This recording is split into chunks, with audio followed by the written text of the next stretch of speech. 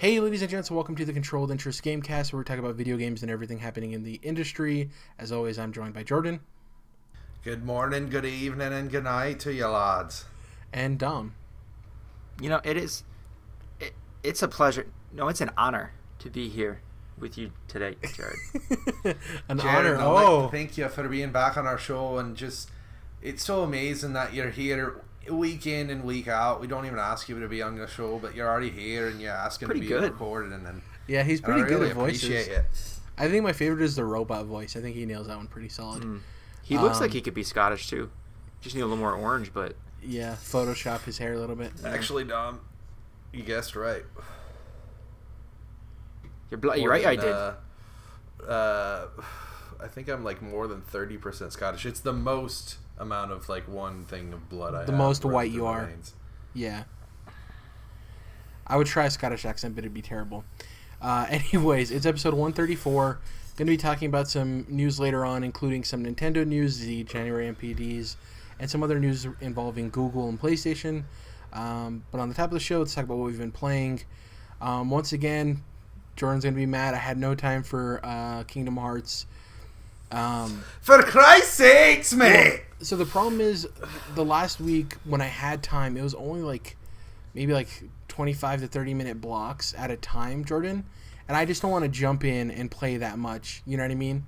With Kingdom Hearts, I want to have enough time to get through. I'm currently in the Tangled World, so I'll definitely get to this week for sure. I just didn't have any time for it. And like I said, with the 25-30 minute blocks, I got some more Apex Legends games in here and there. I'm still enjoying my time with it. I remember you had messaged the group, Dom, talking about your experience with it. Did you play on PlayStation or Xbox or PC? PlayStation. So one of the lesser known things that I remember, we talked about this, I think, back in the Fortnite times, the ye old days of yesterweek. But on Xbox, you have to have gold to play free-to-play games. Because I thought about, I'll play with Jared. We can fucking play together. Why not have an Xbox? But I'm like, I'm not going to buy gold for that. Maybe I might end up doing it because that might be worth it. Just play with you. But So I played on PlayStation, though, instead. Where I do have Plus anyway, but you don't need it, I guess, for free-to-play games. It's a weird thing. You would expect it to be the opposite. But yeah, it is weird. Not a huge thing, but just okay, I don't know. So, because it was so sparingly in terms of the time I got on, I didn't always play with my friends that I play with. So I did play with randoms, and I kid you not, maybe it's just my dumb luck, same thing that I had with the Telltale games where I never experienced any of the bugs and stuff that you guys experience. I don't know what it is. Just dumb luck, I guess. But with Apex, I haven't had, knock on wood, one bad experience with random players. Pinging systems worked great. I've won a large majority of my matches, no issues. I mean, there will be the occasional person that goes off and does their own thing, but it's never toxic. That's just somebody who doesn't know what the hell they're doing, right? But yeah, I've still been enjoying my time with it. I think I only need 3 more achievements to get all of them. Reach level 50, which is obviously just about playing the game. Remember last week, Jordan, we were talking about how some of them are more difficult, like getting a fully kitted weapon and fully kitted armor. I got lucky and I actually went into one of the high risk areas where there's the blue light where high tier items spawn. I was able to get the gun. I was able to get the armor as well. So I knocked out both of those. So the only achievements I have left is finishing getting 5,000 damage with each legend. I only have 2 left to do with. And to get a win with each legend, I'm only missing a win with the robot Pathfinder. But yeah, I'm still enjoying my time with it. They released a new gun actually yesterday. The day of recording this is February 21st. So February 20th, they released a new gun called Havoc, and it's another energy weapon, which the game needed because there was only a couple of guns that took that ammunition. So if you chose one of those guns, the chances of you getting more energy ammo throughout the map was lower in comparison to other guns, just because there was only a couple of guns of that ammo type, or maybe one gun. I think it's the Devotion. So they added this new assault rifle that takes energy ammo, and it's kind of like a beam gun. I forgot the name of the Halo gun that does it too, but it feels like that one. I can't off the top of my head. Beam rifle, plasma rifle, needler. One of the new weapons for the One of the Promethean weapons. Yeah, I can't remember the name of it. Anyways, yeah, those ones I'm not as familiar with. Exactly. I could list off a lot of the classic ones. Right. Yeah, the gun's okay. Not really my type personally. I usually go with the carbine or the flatline, the more steady ARs. But I enjoy my time with that. In terms of movies, I watched Incredibles 2. Finally got to that. Really enjoyed it. Oh yeah. So people's reviews of it were like, oh, it's good, but like the only redeeming thing is like the raccoon scene. And other than that, it just feels like more of Incredibles 1. I enjoyed the movie. I thought it was good. I understand where people are coming from, saying it's just like, oh, it's the plot of the first movie, except you switch the mom and the dad. And in my opinion, that's like the most logical way to do a sequel for The Incredibles, because the kids are so young and they're still learning to be a family and all of that. Enjoyed it. Not much else to say, but I really enjoy Incredibles 2. I'm a huge Incredibles fan, and I've also just been thinking recently about why does that have to be, like, why is that an issue? That exactly. It's the plot of the first movie swap. Yeah, exactly. Why does it matter? If they execute well on it, why the fuck does it matter? There's actually... Go ahead. I was just going to say there's more world building in the second movie, too, in terms of... In the first movie, we saw all of these heroes who died because they had capes and stuff, right? And that was like one of the jokes of the first movie. In this one, you're introduced to all of the heroes that they hire, and you actually get their names, and it's a lot more interesting because there's heroes from different countries, too. Because a lot of people believe that possibly the superheroes, like the Incredibles, were made by the government initially, and there's like a whole theory about all of that stuff. But then Incredibles 2 kind of cracks that with Brick, who's obviously not American, and a couple of the other characters. But yeah, I agree with you. There shouldn't be an issue as to why it's a kids movie. Obviously, it has adult themes and stuff, but exactly. And I think it is a lot in terms of storytelling. It is a logical way to do a sequel, especially 10 years later when there has been that gap, right? I don't know. I thought it was great. I do want there to be logic in movies and entertainment in general, storytelling, where you can't just get away with murder when it comes to logical inconsistencies. But I really think we've gone way too far down the rabbit hole as far as critiquing every single little thing about, well, if this doesn't add up, then... But if he was wearing his blue boxers that day, how could he be wearing his black boxers by the end of the night? It's like, well, he could have changed. A million things could have happened. Like, this character, I don't know why I chose boxer colors as the example, but it's just like... he could have pissed himself and had to change, right? Like, exactly. There's just so many things, like, use t-shirt instead of boxers or whatever. But, like, there's just random shit. People talk about... how quick certain characters have been moving around in Game of Thrones recently, and I'm like, there was never a time in Game of Thrones where they were showing you the calendar. There was never a time where they were like, and then this day this happened, and then 6 hours later this happened. You don't know. People just expect too many answers out of things, and they don't have to explain why this is just kind of a plot swap movie, because there's so much other like really creative stuff that they do that was not around in the first movie, but people get to focusing on too much of this like dumb nitty gritty stuff, and they're missing out on a really great movie or a really great game or whatever it is at the time, and that just gets old to me. So love Incredibles. Real quick, shout out to the scariest scene I've ever seen in a Pixar movie, when Elastigirl sticks her arm under the door to get into the screenslaver's room, and he's like there staring at the door. I don't know if you guys noticed that. Like when she's breaking... I did notice that part. Yeah, when she's breaking into his room and she sticks her arm under the door to unlock the door, he's standing in the corner in the dark just staring at the door. Very creepy.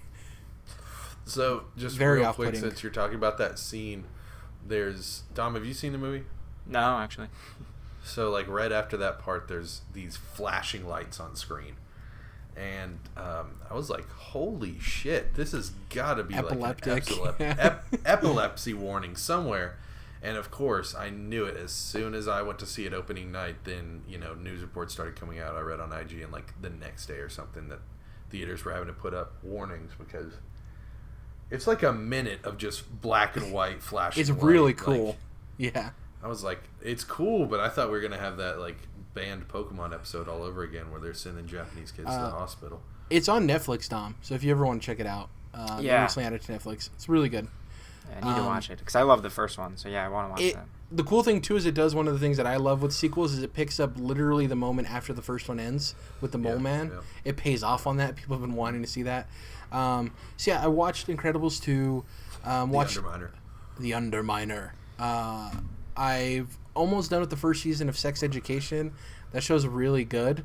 I know I started off not liking it the first episode. It kind of rubbed me the wrong way, but I kept with it, and it's a very solid show. It's really funny. Rubbed you the wrong way, huh? That's even funnier considering if you know about the stuff that happens with the characters and their issues and stuff. Oh God. Yeah, it's really cool. Started Punisher season 2. Really liked the first episode. Want to get through that. Obviously, dude, I'm just so discouraged after the cancellations. I'm like, this universe that I've invested in. Even I thought I was investing in the main MCU, but clearly I was investing in this like side pocket universe. Unfortunately. It hurts even more when you hear that Netflix was the one that decided to end it too, which is like, Yeah, and they just like totally hit the brakes and stopped this entire train that I've been on, and like I thought there was going to be a lot better payoff with the connectivity in this and all this stuff. So I decided, you know what, fuck it, I am not watching Luke Cage season 2 or Iron Fist season 2, and definitely not Jessica Jones season 2 either because I didn't like that all that much. And I'll get to Punisher, but I'm probably gonna be watching in the background or whatever because it's just like it just sucks that they pulled the rug out from under us. And Daredevil season 3, I'm kind of heartbroken over Marvel Netflix. Sorry. No problem. In terms of comics, I caught up on almost everything. I read the first 3 issues of Die, Jordan, which is just as good as I thought it was going to be. Nice. Dom, have you heard about this comic at all? You guys talked about it last week, but I didn't really follow. So, Jordan kind of tiptoed around it because I hadn't read it yet, so he didn't want to spoil anything. Yeah. But essentially, it revolves around these kids who go to their friend's house to play a game of D&D, and they it's like D&D Jumanji. Yeah, D&D Jumanji. But you don't see, so they disappear, and then it cuts to 2 years later, and they pop up randomly in the middle of the road. And back in the real world. Yeah, back in the real world, one of them is missing an arm, and one of their friends is missing. And then it cuts from that point to 20 years later. No, longer than that. Yep. Yeah, 20 years. Well, then it cuts. It's like 20 years or so. Yeah. Then it cuts to 20 years later, and they end up going back to the D&D world, and that's where you actually you learn about the world that they went to. So you actually never learn about you do kind of, but you never know what exactly happened when they first went there. Yeah, they're slowly like peeling back because a lot of them going back into the world is them having to deal with what happened, the repercussions of what happened the first time. Think of it instead of like a scary clown, it's a Jumanji, and it's the It movies, but you don't get to see what happened in the first It movie. Get it? So the second movie, obviously they're adults and they're dealing with the trauma of what happened when they're kids. Kind of the same thing, except Jumanji D&D world. Really interesting. The premise alone got me hooked. I was like, what is this? And I started reading it. There's some like shout-outs to like J.R.R. Tolkien in it too, in like the 3rd issue. Yeah, there's tons of stuff. It's really interesting, Dom. I know you're not a comic guy, but this is like... It's really interesting, especially for it not being like DC or Marvel. It's its own independent thing. It's really cool. Because like normally you would expect to hear about like, oh, they get sent to another world and you're immediately brought in there, right? And you get to find out what they're going through.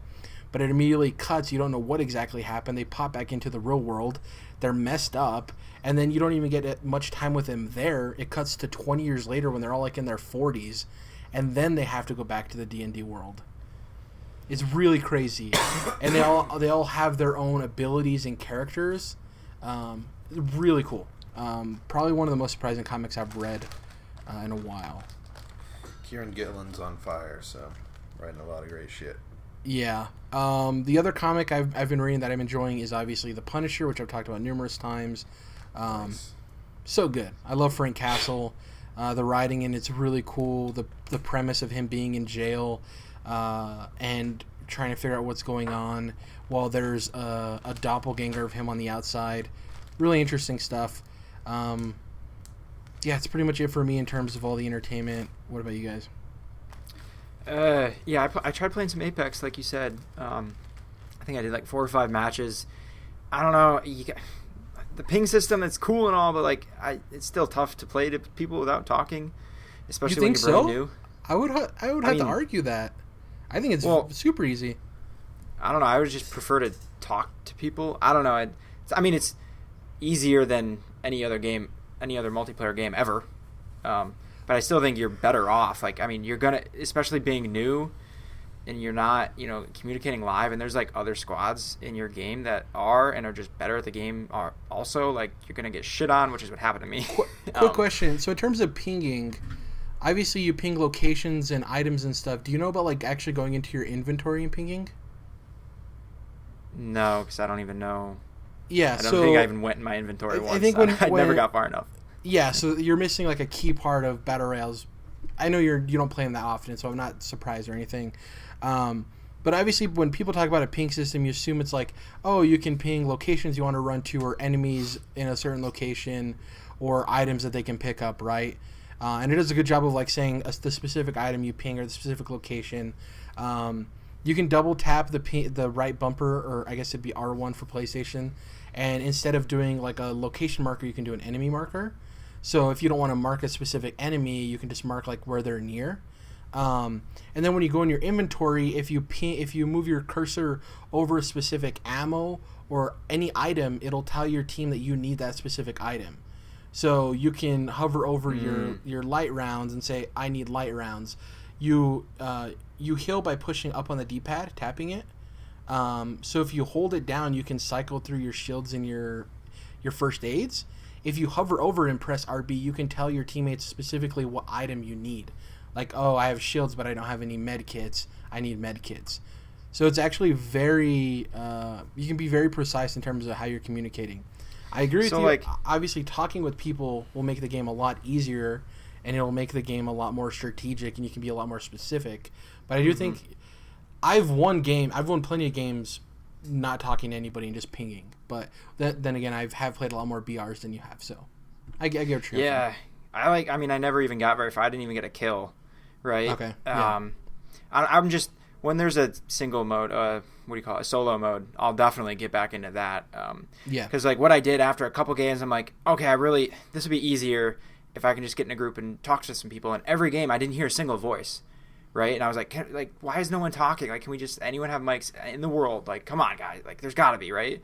So I tried to go through like and find communities or whatever, and like people through like there's all these different Apex communities on PlayStation or whatever. Like right in the, I've never messed with it before, so I probably sound really dumb. But on the console, you can go into the communities for different games and like, kind of meet with people. And every community name is like, level 40 plus, serious, and things like that, no noobs or whatever, like level 50 plus or different things like that, right? So it's like, okay, and it's like 3 out of 3 in each group, 3 out of 3, 3 out of 3. I'm like, well, no, duh, like I'm getting my fucking ass kicked. Like I already don't know what I'm doing, and like everyone else is like squatted up and just knows, that's probably the small amount of people compared to the whole population of the game. But I finally found like a group like 2 out of 3, and they had no prerequisites to join their clan or whatever.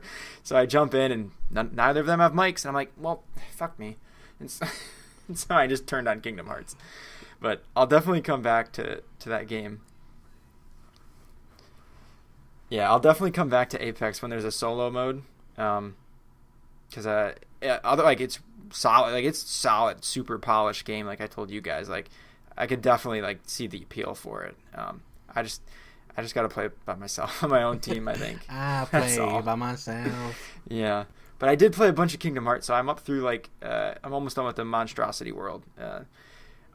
Talked about it a lot already. Me. Jesus, yeah. Yeah, I've been playing a lot. The reason I've been playing a lot, which I wanted to point this out, is this game plays flawlessly via remote play on the Vita. Yes. Thank you very much. The Vita lives, despite what Jared may bring up later. But yeah. Kingdom Hearts. It's a great game. Having fun.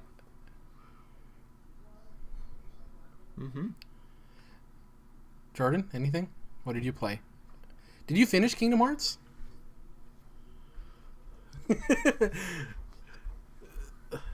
So you're ashamed me for not playing Kingdom Hearts and you didn't finish it, Mister. I'm trying to avoid spoilers.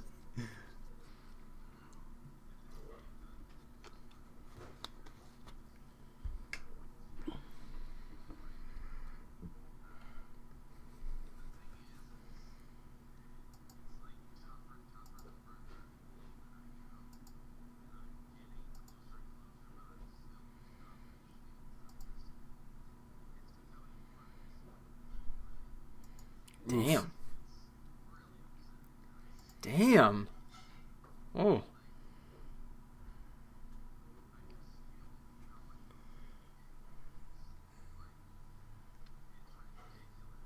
Crank it up. Oh, really? Oh, that's fucking dumb. And also, from what I've heard, the hardest difficulty isn't even that much harder, from what I've read.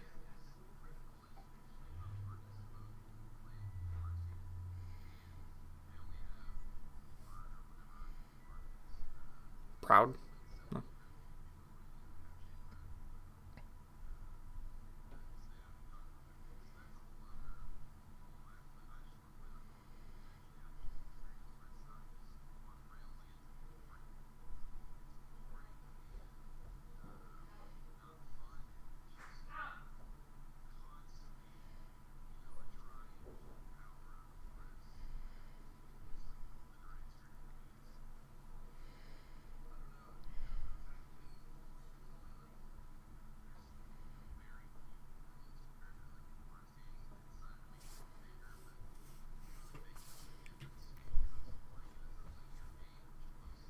You run through each world fast. Like, Yeah.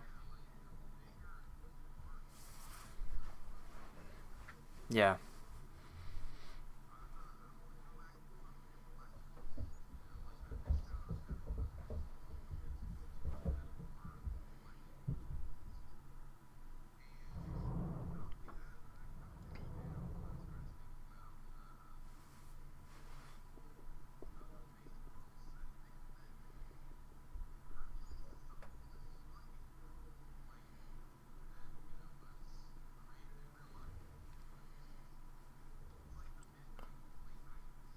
Oh, in terms of like a classic Disney World, yeah.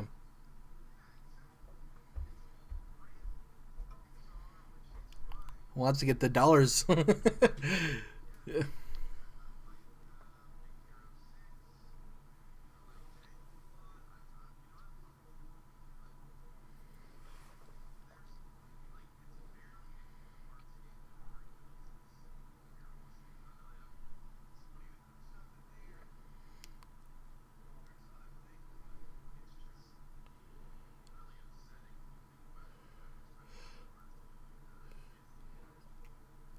I have a question. I get it though. So like, because what they risk though is like it's been several games now, and like not only would you be revisiting the same worlds, but I mean, you'd be revisiting a lot of the same story threads that we've already been through a couple times. I think he's talking about other classic movies that they haven't used too, maybe.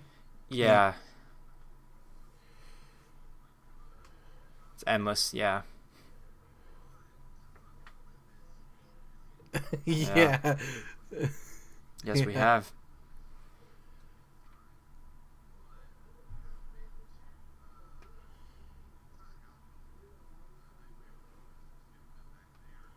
I have a question. That's in like 3 games, dude.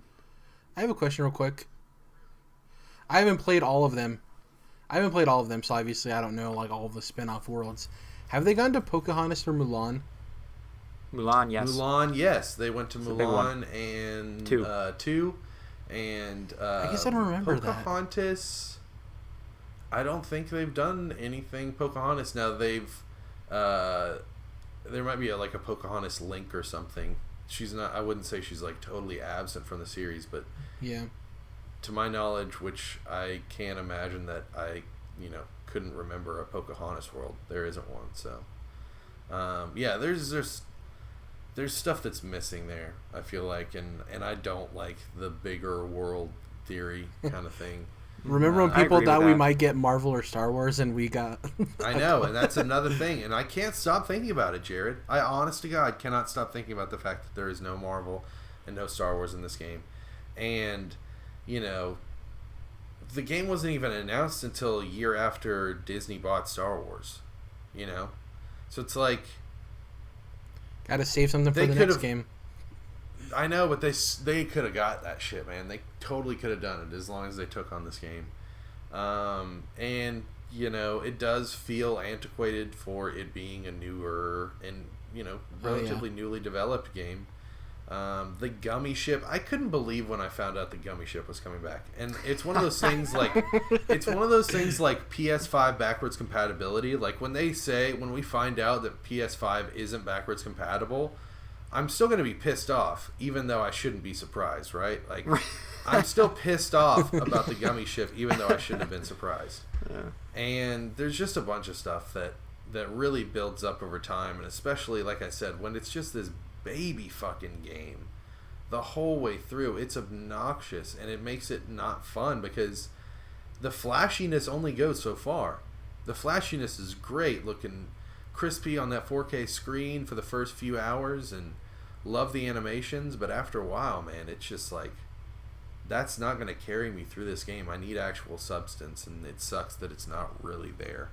And then as far as story goes, no spoilers, it's just that there's plenty of, you know, people have talked about how crazy it is that the story has really gone so far away from Disney and Final Fantasy, and just like there is a Kingdom Hearts story that, you know, is on its own. But even still, it feels like even a lot of this game is still like building up, and it's like, you should be done building up, man. We should be done building up, and they're still building up in the middle of this fucking game. Yeah, we're in the third act of this arc. Like, it should, you know, it should be building towards. Yeah, There's still like gathering the second Organization 13 members, and like, it's just the Kingdom Hearts 2.9 thing at the beginning. I think we've all been through that. It's cute for a second, and then you realize that like there's just so much baggage with this game. I realized that it was going to be hard, but for them to really satisfy me. But I think that they could have done a lot better in kind of the not longevity, but kind of like the sturdiness of the game, the like staying power of it, and how it's going to be looked at. You know, it's a good like initial dose, like almost like a drug. When you first initially take that first bite, it's nice, but then after a while you're like, it's really, I wish they had done better. And man, if the gameplay was there, it'd be a different conversation we're having now. But it is a shell. It is empty and hollow in a lot of ways, and that's very disappointing. It's kind of like the one thing I realized, like going through the abilities every so often to assign new ones, and I go through like, oh yeah, there's a block button. Never blocked. Yeah. No need to. Don't even get me started on flow motion, dude. Because you barely even need to roll. The sad thing, 3D had some stuff that it introduced. You know, they're also like every game in the series has kind of had something to call its own mechanics wise, and so they've tried to pull from like every single fucking game. And the goddamn flow motion shit is just so stupid and obnoxious and just superfluous and dumb. So yeah, it's got some stuff like that in there too. On a brighter note, is there anything else you experienced this week that you're on a positive note with? I want to love Wargroove, man. I want to love Wargroove so bad. I played quite a bit of Wargroove, and it's gorgeous. The art style, the anime art style is gorgeous, and the vibe of the game is really great. And it is kind of another one of these, I'm not going to say hardcore, but kind of your more standardized classic strategy game, if you will, I guess. And my biggest problem with Wargroove when it comes to the combat, because that's obviously what's most important to me, and and there's not a whole lot else to the game besides that, is the fact that or as far as I understand it, I could be totally wrong, but your attack power is related to the amount of health that you have. So if I have full 100 points of health, right, then I have my full attacking power. But if I have half of my health, then I have half attacking power. I'm half as powerful attacking. And if I have 10% of my health left, then I'm 10% of my full attack power. Obviously, I'm kind of spelling this out here, but just to make sure it makes sense, like, it really fucks me up, because what ends up happening is so much of your army becomes like cannon fodder almost, and just becomes these like pawns, even though they're should be much more powerful than that, because as you're like navigating and trying to do different attacks, attack different people with different characters, certain things happen where your guys just get knocked back on their asses sometimes, and especially if they're some of the smaller, more pawn-like characters, and it just becomes so difficult to kind of like keep your army going, in my opinion, because as you're trying to like move throughout, you're getting less and less powerful. So it's like a law of diminishing returns sort of thing, and it's almost like every time, if you can imagine like a stick that you're attacking with, every time it like takes a chunk off of the stick, and eventually you're just left with nothing to fight with. And so you're trying to go out and attack and be a little bit more aggressive, but it's not going to do anything. And so a lot of these a lot of your warriors on the battlefield just are rendered useless, in my opinion. And so what I end up having to do to finish battles, or to win battles I should say, is you almost have to like just recruit extra characters.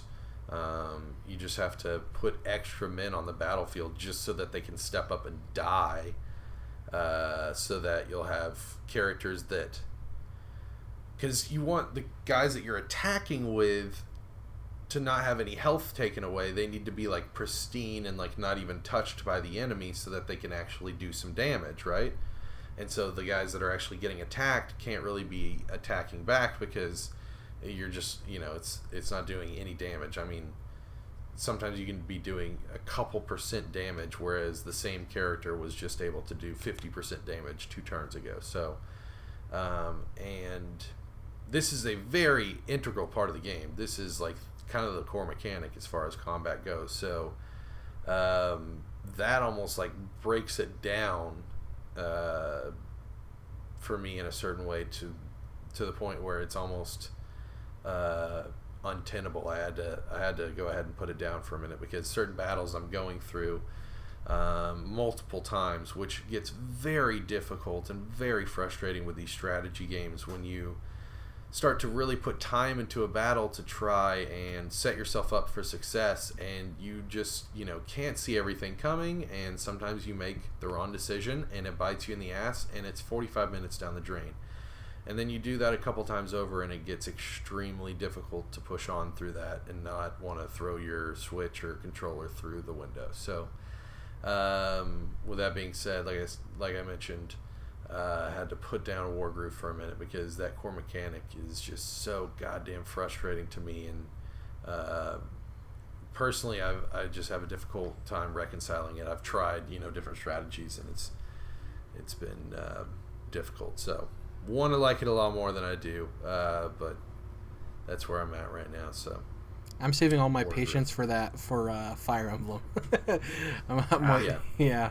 Jared, it's funny that you say it that exact way, because I've talked on the show how I've been picking up a lot of different strategy games, especially over the last year or so, and especially on the Switch as well. And at a certain point, I looked at my list, my library, and just said, I've got to kind of like ease up here, because I'm enjoying myself a lot. in several of these games, most of these games, and I'm enjoying myself a lot, usually for a certain period of time. Some of them I like more than others, but then they can be very taxing and very taxing on the mind and difficult to work through, especially if you're kind of getting kicked into the ground a bunch. And so, yeah, like you said, it's almost like you need to save your patience for a certain amount of these, because, yeah, I'm going to have to pump the brakes. Otherwise, I'm just going to be pulling out my You hair, definitely, and it's not going to be fun. you're definitely going to want to wait before you hop into Yoshi's Crafted World, get the breather and relax before you hop into that difficult game. I agree with you, though. Those games tend to take a lot out of you, and if you play them back to back, there was a point where I was playing Into the Breach and Civilization 5 at the same time. Yep. I'm like, oh, it's too much. Similar. Yeah, too much. Exactly. Jumping back and forth. Yeah, my thing is, it feels like with these strategy games that there's a war of escalation as far as toughness. It feels like a tough guy type of situation where everybody's trying to be the most hardcore, and so it's almost like Souls clones where they're oh, well, Into the Breach, they're stripping you of almost every tool that you have and just making it as hard as they possibly can for you. And other games are just making it hard in other ways. There's none of these strategy games that I think we're talking about in the last several years that have been released are ever in the least bit easy on you. I just can't imagine one. I can't think Fire of Emblem one. has permadeath, dude. They add another layer on they're there, all, every single one of them in this genre loves to kick you in the teeth. And I'm just do we need that? Could we have one that has checkpoints in the middle of its hour-long battles, Because you wouldn't expect to play an Uncharted game and not be able to save for an hour, What's the funny thing is, Advance Wars, which obviously Wargroove is a spiritual successor to, Advance Wars was pretty much like Nintendo's baby's first strategy game. It was their Pokemon for RPGs to that for strategy games. But Wargroove, I guess, decided to dial it the notch a little bit. Is there any comics or movies or anything you want to mention before we hop into the news? I was talking to you about enjoying Green Book before the show. That was a cool movie. And definitely worth watching. And, just a shout out to Mahershala Ali, who's killing it right now, and about to finish up True Detective Season 3. Last episode coming up, and was also one of the stars in Green Book. And Viggo Mortensen killed it as well. But Jordan, yes. Did he kill it as much as Bradley Cooper did in Star is Born? I would say they both killed it in actually pretty similar ways, because they're both kind of disappearing into these weird American archetypes, with Bradley Cooper being a good old boy, and then Viggo Mortensen's this Guido, Goodfellas, Sopranos character, what are you gonna do? You know what I'm saying? So it's actually really funny to see them kind of disappear into those characters. I think they both did really well. Star is Born is great. If I didn't mention that, by the way. You talked about it last week. We were talking about how I thought I talked about it. You were I wasn't sure I was gonna like it, and I actually really loved it. So. Yeah, I did, and I think it's still kind of my top of my list. I wouldn't say Green Book necessarily knocked it off. Pretty much caught up with season 2 of Star Trek Discovery. A couple episodes more. It's a good show. I don't think it's as great as some people talk it up. I think some people really fucking rave about this shit, and it's visually it is crazy. It's probably the best looking television show I've ever seen. But otherwise, I think it's just a really good show. Viking season 5 finished up. It's more like season 7 if you're counting in 10 episode increments, because they just randomly started doing 20 episode seasons in the 4th season, I think. So, which sounds awful, but they're just 2 separate seasons is all it is. Yeah, just mushed into one. It's dumb. It's dumb that they call it that. It's not like they're doing like 24, Jack Bauer doing 24 fucking episodes a season or anything. But they've announced that they're about to do the last season of that show and then do spin-offs because they've created something that I think deserves that, and a world that could inhabit another series besides the original. So I'm down with that because I love Vikings, and I think it's stayed a really good show even though they've really done really hard directional changes multiple times. So shout out to that. I feel like there's another movie or two that I watched that I'm missing, but I might just have to bring it up at the end of the show. So cool. Let's hop into the quickie news first before we hop into the other two big stories. First up, Paradox Interactive, who's a publisher, most notably for City Skylines, the SimCity competitor that kind of blew up on PC and came over to consoles. They partnered with Microsoft to bring mods for their games through their Paradox Mods applications. So basically, if you own City Skylines or any other Paradox Interactive games, there will be an application you can download, and you'll be able to use those mods on City Skylines on your Xbox. I just thought that was cool. Having mod support on consoles is a really awesome concept. It brings a lot of longevity to games, obviously. I'm not playing or own any Paradox Interactive games, so it doesn't affect me specifically, but do you guys think we'll see more of this, especially with next gen? More mod support for PC publishers? Definitely from Bethesda, but yeah, and Paradox, because they just did it, so we'd assume they'd continue. Yeah. People talk about consoles almost like merging with this smartphone sensibility, but I think that they're doing it a lot more with PC sensibility.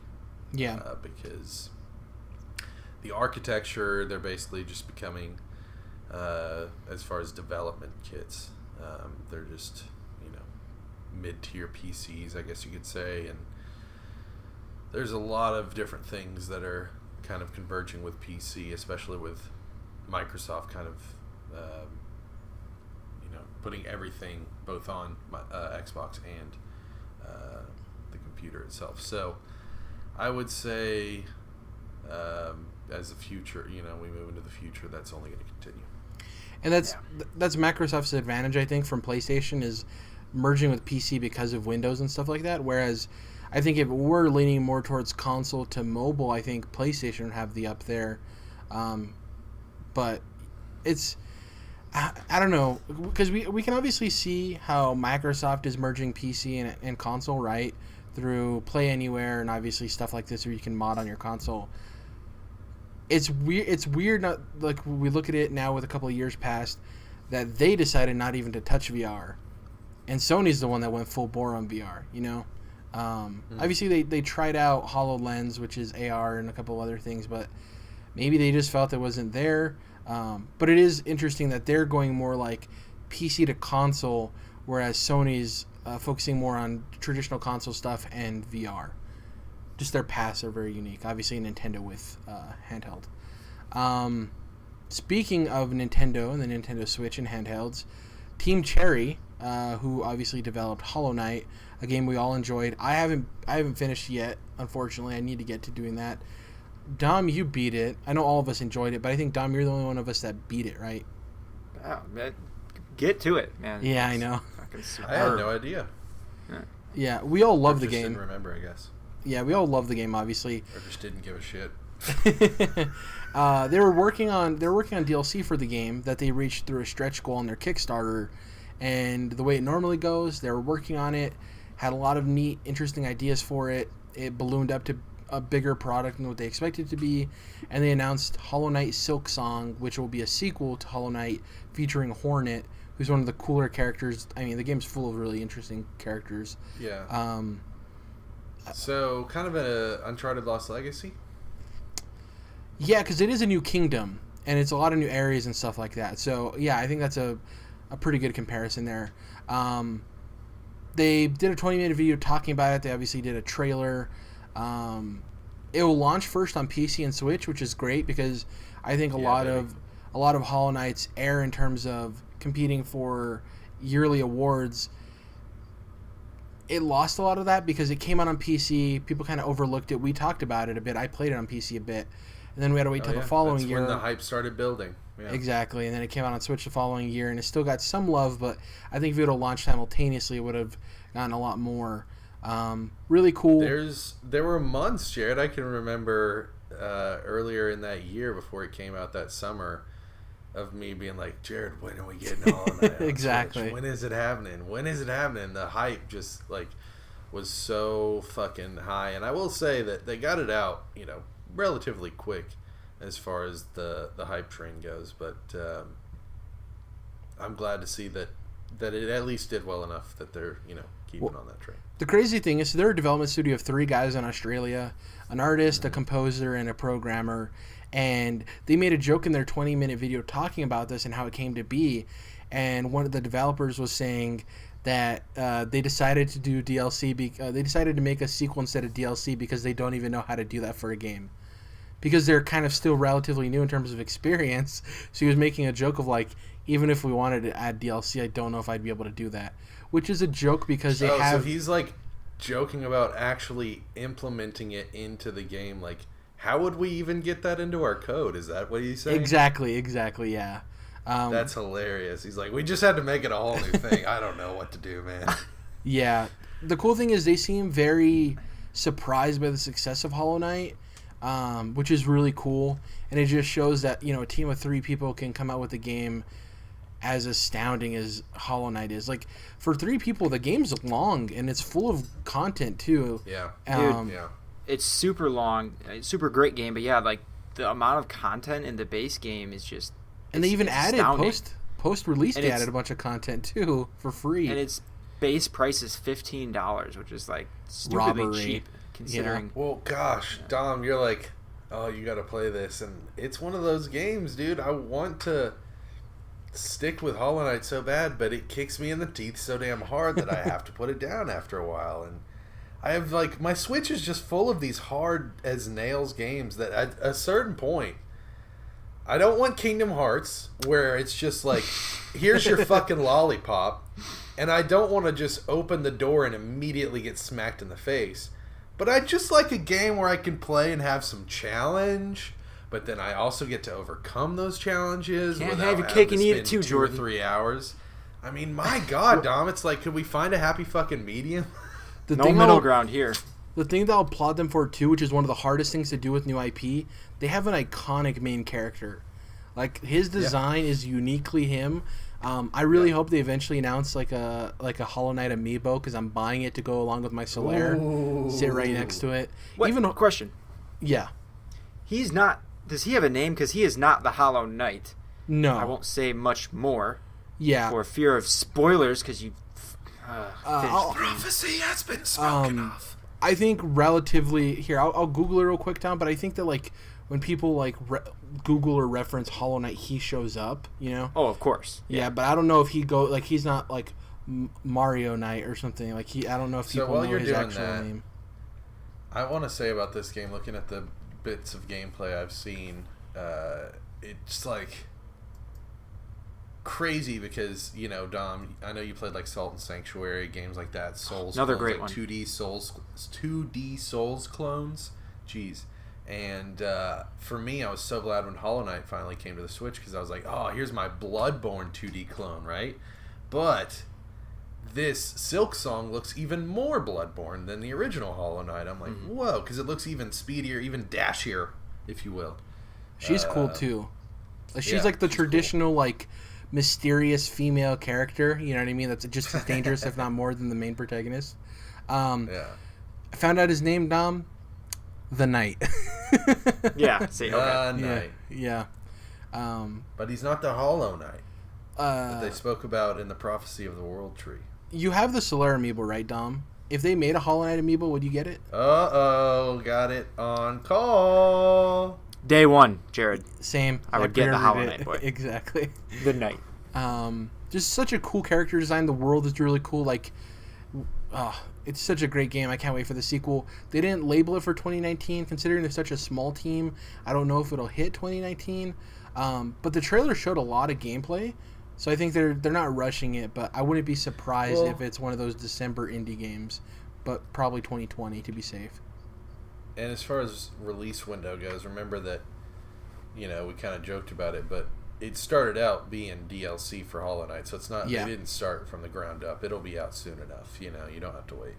One of the crazy thing there too is if it launches initially on PC and Switch, say it comes out 2020, right? Say it doesn't hit this year. Say it hits 2020. Then when they port it, do they port it to the next gen consoles if they come out in 2020, fall 2020, the PlayStation 5, then an Xbox? Do they just port it to that instead? No, right? The smarter idea would probably be to port it to the console version install base and then port it to that. You know what would be cool next generation if we just get a collection of Hollow Knight and Silksong? That'd be super dope. Yeah, in preparation for whatever their next game would be. Super excited though. Team Cherry's awesome. Next up, we mentioned earlier about what is it? What's the thing you use it for Kingdom Hearts 3, Dom? Vita. The Vita. What is the thing you use for Kingdom Hearts 3? Remote play. Though he's enjoying his time with the remote play, seems like PlayStation Vita's last 2 models have now been labeled as ending soon on Sony's site. And for reference, when this happened with the PlayStation 3, it ended production 2 months later. Completely ended. So in the next couple of months, we're probably going to see that Vita production is completely ended. So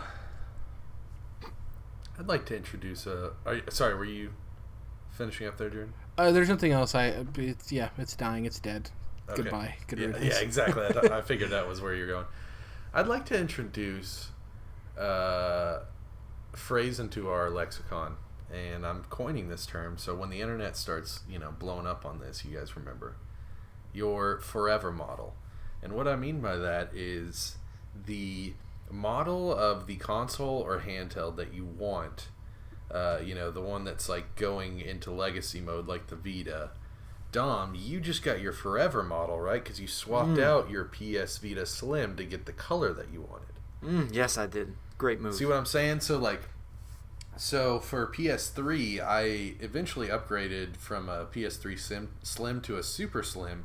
But then once I saw the tea leaves and saw that, PS3 wasn't going to be around forever, I was like, no, I want to go back to the Slim because that's my forever model. That's the actual best model that I want to have the upgraded hard drive in and, hope that it actually lasts me forever, even though we know that they won't, right? So hopefully everyone got their forever model Vita like I did with the Japanese white edition.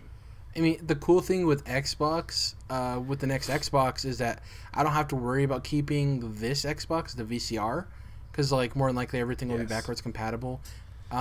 Exactly. Which is cool. Yes. But for a system like the Vita, you want to get the one you want before the, what does the rover say? It's getting dark. I'm running out of battery or whatever. They're really sad. God. Yeah. It's getting dark. My battery is low and it's getting dark. Jesus, heartbreaking. Yeah, the Vita's poetic. The Vita's dying. We've talked about its failure in the past, but obviously it still has a lot of lifeblood in it for hardcore fans. People like Jordan and Dom, who Dom's using it for remote play, and it's working really well. So. The Vita has a lot of cool uses still to this day.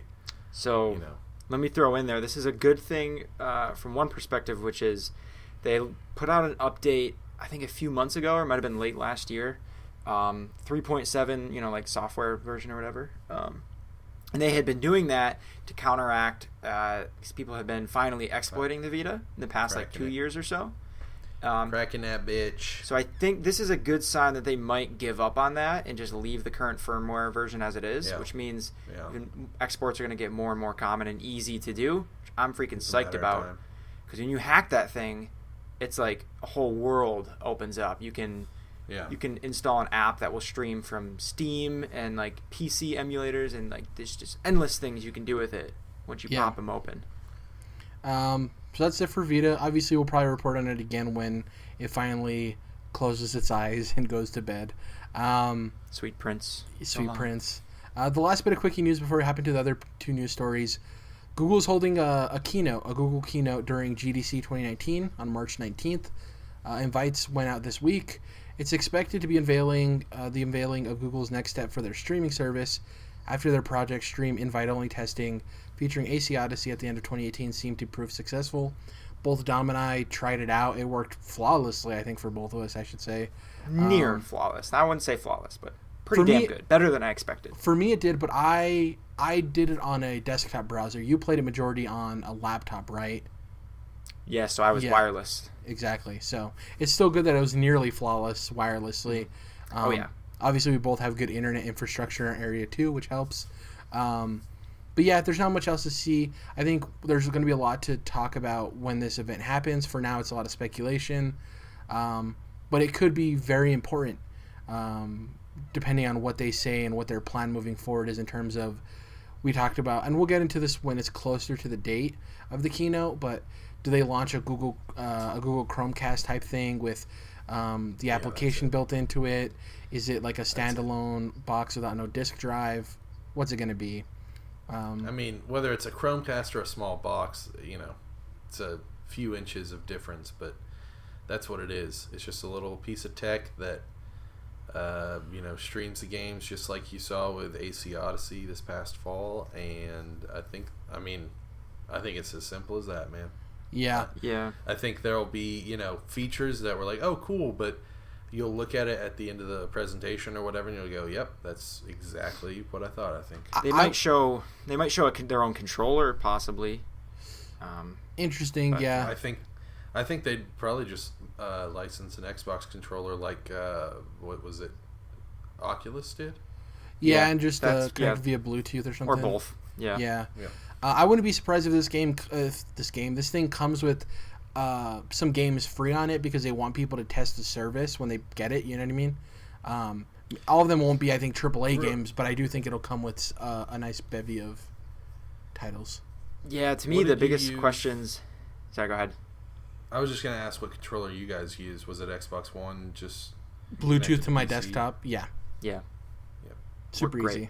easy. I think the biggest questions around this are going to be what does the catalog and the pricing model look like? That's, to me, I'm not sure. And then what other partners are going to be involved, right? Do they have buy-in? I assume from all the major publishers. That's going to be the first question. And then is this a Game Pass type thing where you are paying a subscription to access to a whole library, or are you buying a game for $60 to get access to stream just that game? Those are the questions that I'm most curious about. Are they going to work with the Microsoft Store? Are they going to work with Steam? That too. Yep. Google has a lot of resources at their fingertips. Are they going to work with Amazon? Who knows? Right. It's going to be very important. Obviously, we'll talk more about it as the day gets closer, but keep an eye out for that, March 19th, during GDC.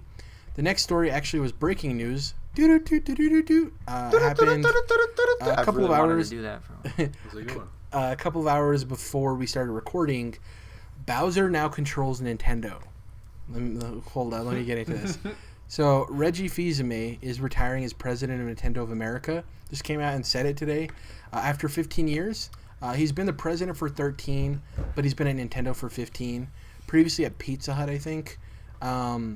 He's stepping down effective April 15th, 2019, which is very interesting because remember Sony's president is stepping down April 1st. So we're going to have changing the guard for both Sony and Nintendo around the same time period. That's John Ryan, right, is taking over? Jim Ryan? Jim Ryan. Yeah. So the person that's replacing him, you might ask, who is that? And why did he make that weird statement that Bowser now controls Nintendo? Well, in a weird string of fate or luck or destiny, Doug Bowser is going to be Nintendo of America's president. Doug Bowser. Oh, geez. I thought you were talking about some dumb bullshit they did where they put up a video on their YouTube channel. It's like, No. Reggie's leaving. Now Nintendo of America is under control of Bowser. Ah! And they're going to announce the guy's real name, but it's like, they just have they just animated Bowser walking into the office. It's like some stupid gag they're doing for a few days. But yeah, his real name is Doug Bowser, funny enough. He is currently the Senior Vice President of Sales and Marketing. He joined in 2015 when they were getting off the ground with Nintendo Switch in terms of getting ready to release it. And Okay, now it sounds like he's infiltrated the company and started climbing the ladder so that he could, as Bowser, run the company. apparently, a lot of people at Nintendo say that he's an integral part of the Nintendo Switch's success in the West. that he was like a huge part in that. He's a deep sleeper agent, so I think he should be able to do his job pretty well. So he'll be taking over April 15th, which is really cool. Seems like a nice guy. He's been in some presentations before. He's like a shorter white guy that's bald with glasses. If you like were to see him, you'd be like, I've seen that guy before, but he doesn't like, pop out at you. Well, he has big shoes to fill, quite literally. Yeah. Reggie did a video which was really good. They posted on the Nintendo Twitter account, and he just talked about his time with Nintendo, and one of his closing statements was, I'm losing one position or one label for myself, the president of Nintendo of America, but I always have another one, and that's being a Nintendo fan. And he just talked about how much of a dream the job was and stuff like that. And it is interesting to see the changing of the guard. This would be like if Phil Spencer left or Sean Layden. We talked about, obviously, it's literally the same thing in terms of presidents, Sony to Nintendo that's happening this year. But, Jim Ryan isn't Sean Layden. Reggie Fils-Aime was the American picture of Nintendo in terms of corporate, right? He was the American guy, even though he has a French name. Yeah, it's going to be interesting to see what happens. It makes sense now that he wasn't in the last direct that happened last week. Probably because they knew that he was obviously leaving. It was, what's his name? I can't remember the guy's name. He was at the initial Switch reveal too. The guy who invented the Switch Snap. Name's escaping me. Anyways, yeah, Reggie's retiring. Sad. We're not all like. You're not talking about Iwata, right? No, not Satoru Iwata. The guy that was at the Satoru Iwata passed away before the reveal of the Switch. That would be a bigger story. As soon as I thought of that, yeah. Thought it was dumb. Koizumi? Maybe. Anyways, yeah, Reggie's retiring. Going to be interesting what happens there. In terms of directs, I wonder if they're going to keep the Japanese developers showcasing those. I don't know if Bowser's going to take front and center like Reggie Fils-Aime has. Going to be very interesting. Obviously, Nintendo of Japan has shown a lot of support for him. They said they're confident in him replacing Reggie. We'll see. Lastly, let's get into these January NPDs. Nothing crazy. We're starting the year, so there's not going to be any crazy news. But there is some stuff we're going to go over. So the top 5 games for January 2019. You guys want to guess these, or you guys want me to just reveal them? I already read them. Okay. Jordan. Okay. Just reveal them. Okay. Number 5, Super Smash Bros. Ultimate. Magic's gone. Obviously, remember, Nintendo titles don't count digital. But Super Smash came in at number 5, so still doing good a month after release. Technically a year by date. Number 4, Call of Duty Black Ops 4. Not surprising there either. Call of Duty sells well, obviously. Speaking of, this wasn't in the news story, but they recently introduced some very nasty microtransactions into the game that people are pissed off about. Like some really gross, like, loot box things. Bad timing, too, with Apex coming out. Yeah. Ugh, not great. Number 3, new Super Mario Bros. U Deluxe. This is obviously the port from the Wii U game. Really? Good to see that it sold as well as it did. It's a big deal, man. It's the only 2D Mario game on Switch, Dom. Well, yeah, modern. false. Yeah, modern. Okay. Yeah. As soon as I said that, I was like, seeing random news reports online that it's like number 1 in Japan Switch sales. Shit. Okay. Yeah. Number 2, Resident Evil 2. Sold very well. Can't wait to get to playing it. Really awesome. Number 1, Kingdom Hearts 3, obviously. Not a surprise there. People have been waiting 15 plus years for that game. No matter if 3 days, though. Yeah. I still don't think that's surprising, Dom, for Kingdom Hearts 3. I mean, it's a feat. I'm not saying like they shouldn't be happy or surprised, but I'm not surprised. I was like, when this game comes out, it's gonna... Yeah, looking at the competition, like, okay, I beat Resident Evil. But otherwise, I guess even only at 3 days, you're right. That's not that surprising. So. Yeah. You guys also, no one really likes to but talk about the fact like this game has Mickey Mouse in it. This game has some of the most iconic characters of all time. Period. You do a Toy Story commercial, it's gonna sell, dude. Yeah, like there's a lot of stuff, a lot of appeal to Kingdom Hearts that I don't think people can appreciate, that are like so deep in the games industry, and it's all they ever hear about is how convoluted and crazy it is, you know. Well, I mean, having Toy Story and Kingdom Hearts of the year, Toy Story 4 is coming out, pretty solid. Yep. Next up, we have some other interesting... Frozen 2. Exactly. We have some interesting tidbits here. Over the last 12 months, this is January to January, Dom, Red Dead Redemption 2 is still ahead of Black Ops 4. Blops 4. Blops. Yeah. But do remember, it's not counting Call of Duty PC sales. So And it's dollar sales, right? Exactly, yeah. In the U.S. only. Yes. Oh, but I mean... I'll concede. Ready. But I mean, it's actually more impressive that it's U.S. only, because Red Dead's... I think Red Dead would sell better... Europe hates Red Dead. No, I was going to say... I think Black Ops doesn't... I think Black Ops sells best in the United States, right? Yeah, I wouldn't know. I guess we'd have to look at some old numbers to figure out who that advantage would be. Japan's weird. Like, does Japan like Western cowboy games? Or I know they don't like Call of Duty for sure, but it's like, do they like Red Dead or do they just not like either, or both? You Japanese like blops. This is interesting. So remember, I mentioned overall Kingdom Hearts 3 came in first. Overall, Kingdom Hearts 3 came in first, and Resident Evil 2 came in second. That stayed true on the PlayStation 4, but on Xbox, Resident Evil 2 was actually the number one selling game for January, and Kingdom Hearts 3 was number 2, which makes sense.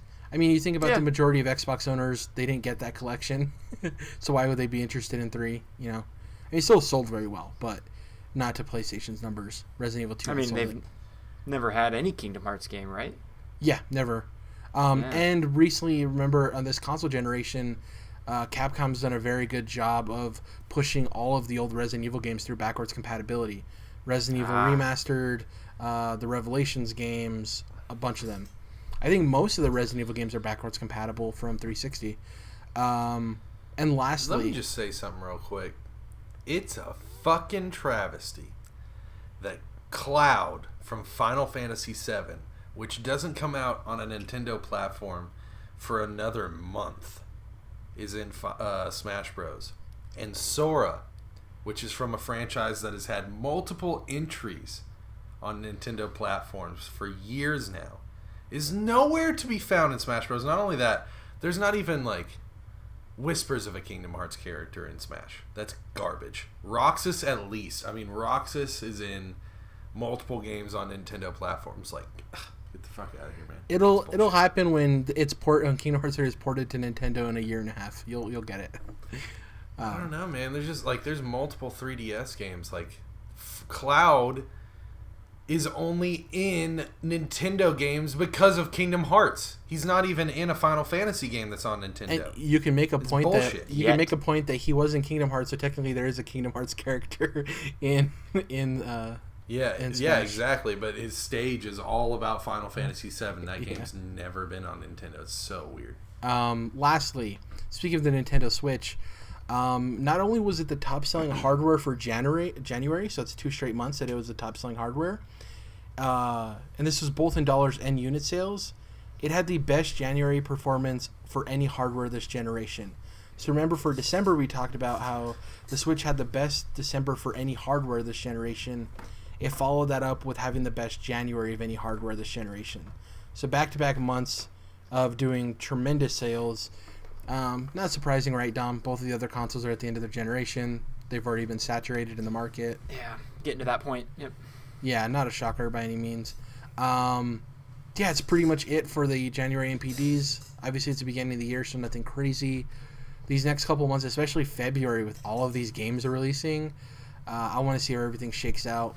A lot of games. February predictions. Even if it doesn't review well, it'll still take the month.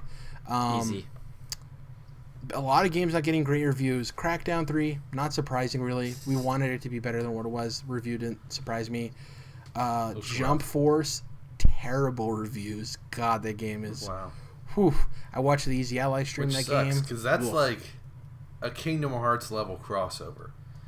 You know, with Goku, Naruto, One Piece with Luffy and There's all kinds of My Hero Academia, like Hunter x Hunter. It's it's a really cool crossover.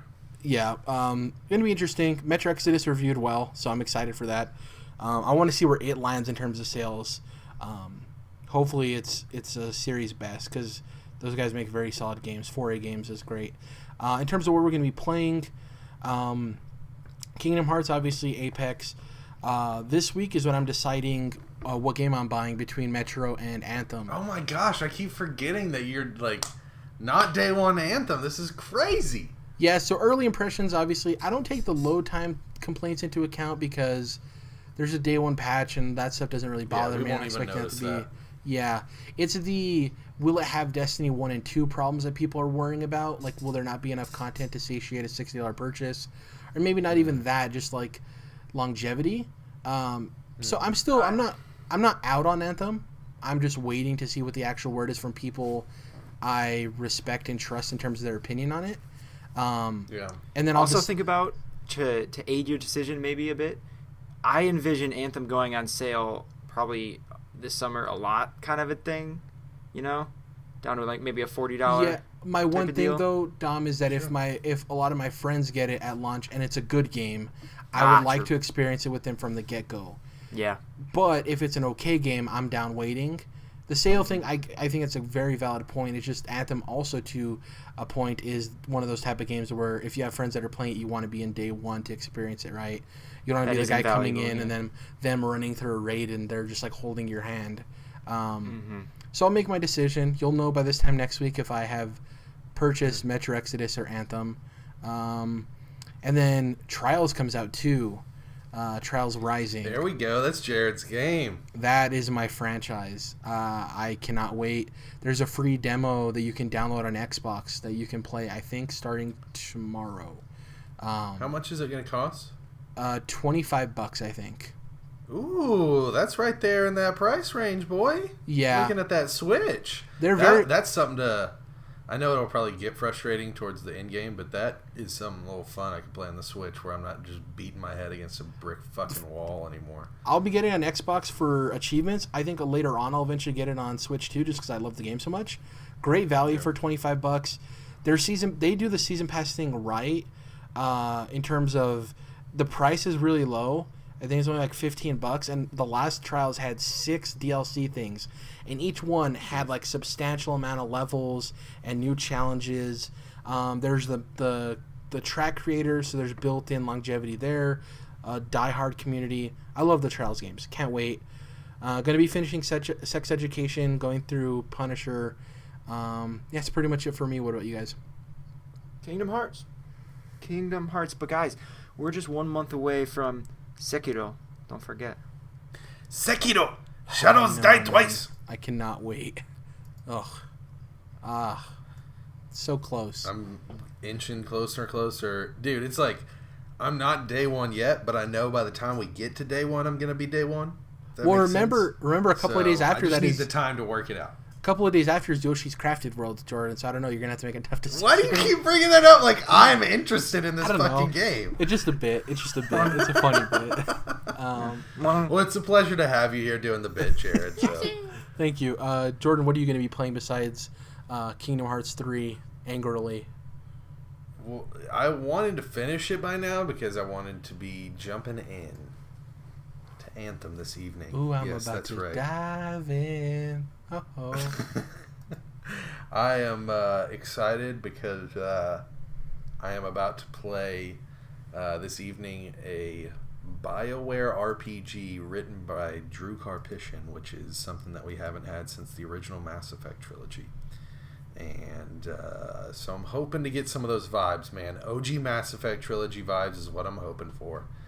Was not super in love with the Neil Blomkamp Oath Studios short that they did. It was weird, man, because it's like a trailer for a game. So it's like a trailer for a movie, right? But that movie doesn't exist. Yeah, it's like they're doing... They made a short that's a trailer for a game, yeah. Yeah, they made it... It's almost like, I thought, halfway through the short, I'm like, is this the trailer for the short? but it was the short itself that I was watching. And so, yeah, it's like cut like a trailer because it's supposed to be a trailer for the game. But the things that they're cutting, the clips that they're cutting, are not going to be in there because they're going to be fully animated CG cutscenes, whereas this is live action. So it was like weird watching a trailer for a movie that doesn't exist. But it did look cool. The CG was cool. So I guess it's cool eye candy. You know, you can expect that from both studios and Neil Blomkamp. But other than that, didn't really impress. And it wasn't like, you know, it's like 100 years before the story of Anthem. It definitely wasn't getting me hype on the story. I think that's to pull in the casual people who aren't necessarily hardcore gamers. They see but they're into like sci-fi, you know, and I think it will probably do a good job on that. I liked it. I agree with all of your points. I think it was a little disjointed and weird because of what it was. But yeah. But nonetheless, you know, like I said, I'm excited for the BioWare RPG aspect of this game, and I don't think a lot of people are giving it credit for that because it's just all talk about comparing it to Destiny at this point, which is unfortunate. But yeah, I think it's gonna be cool, and that's why I decided to go ahead and jump in. I'm gonna see how it goes. I think I'll get my $60 worth out of the story. I don't think I'll be. You know, if I don't end up doing a lot of multiplayer, which I'm sure that's probably going to be the case, then I don't think I'll feel personally cheated. So what I will say, controlling the characters, because obviously I got into the demo. Controlling the characters alone is worth $25. Like it just feels so good. That's what's up. You know me, like if you got that silky gameplay, then that goes a long way for me. And third person, which you enjoy more than first person too. So. Oh, absolutely, yeah. This is like, you know, I've mentioned a couple times about how it does feel a little too Destiny, even though I know they probably were developing them kind of alongside each other in a lot of ways.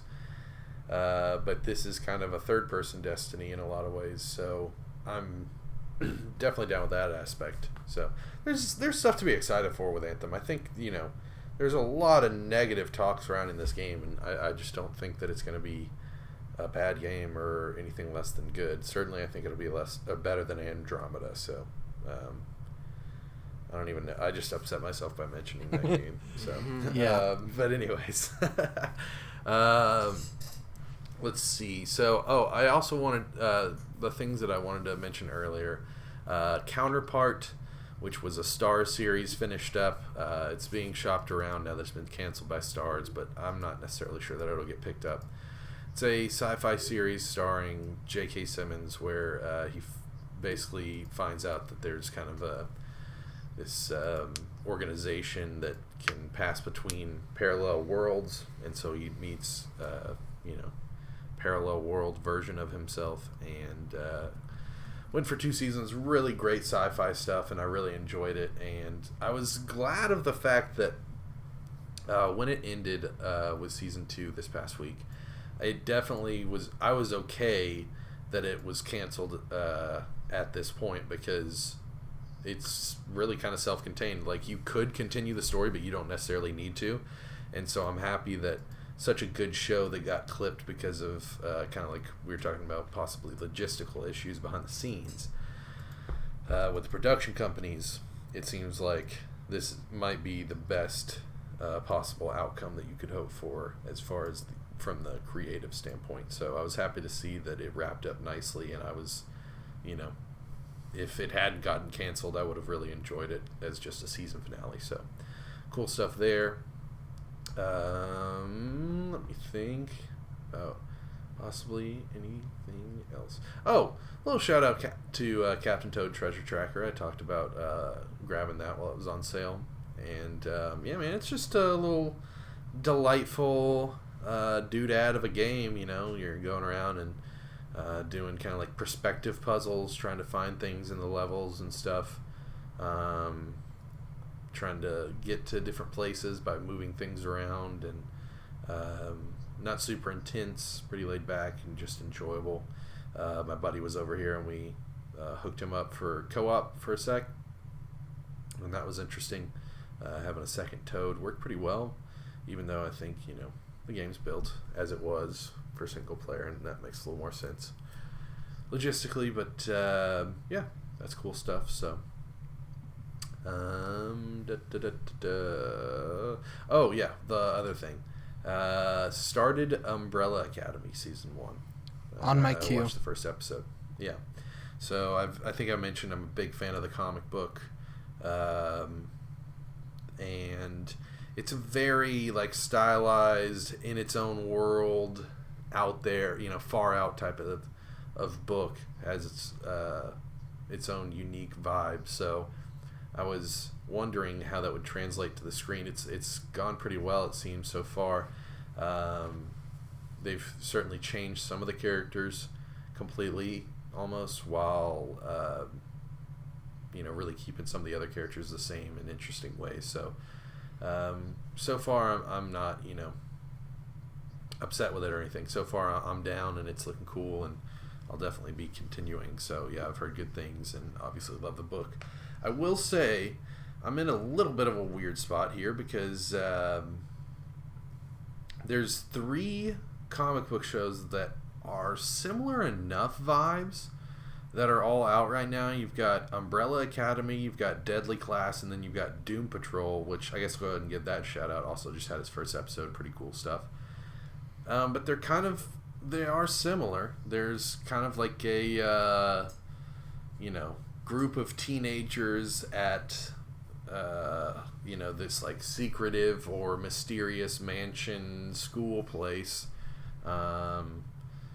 and so it's one of those things where like The Prestige and The Illusionist came out at the same time. It's like 2 movies about magicians coming out at the same time. So it's kind of just one of those weird things where I'm enjoying all 3 of these series so far, but they all came out within a couple months of each other, and they are all quite similar when you really dig down deep into the different similarities. So interesting note there, but yeah, enjoying all of them nonetheless. Well, and Umbrella Academy is the only one that's bingeable, right? The other 2 are weekly. Yes, they are indeed, Jared. Correct. Yeah. Sci-Fi is doing Deadly Class, and Doom Patrol is weekly on DCU streaming. Yeah. That was it for episode 134 of the Controlled Interest Gamecast. Thank you guys for listening. If you can, please head over to iTunes and leave us a review if you follow us there as well. Twitter, CTRLINT, that's Controlled Interest abbreviated. Follow us there. I post whenever we upload the new podcast or anything else. I am at Jared _, Dom is at Dom's Oreos, and Jordan is at Melomotus. YouTube channel, if you go over there and subscribe, leave a like, hit that notification bell. It helps. Even if you don't watch our YouTube videos, it helps with the algorithm and all of that. Crush that notification bell. Crush it, dude. Yeah, thank you guys for listening. We'll catch you next week with hopefully some other crazy news and Anthem impressions from, at the very least, Jordan, and at the very most, Jordan and I. So, yeah. Later, guys. Catch you guys next time. Bye.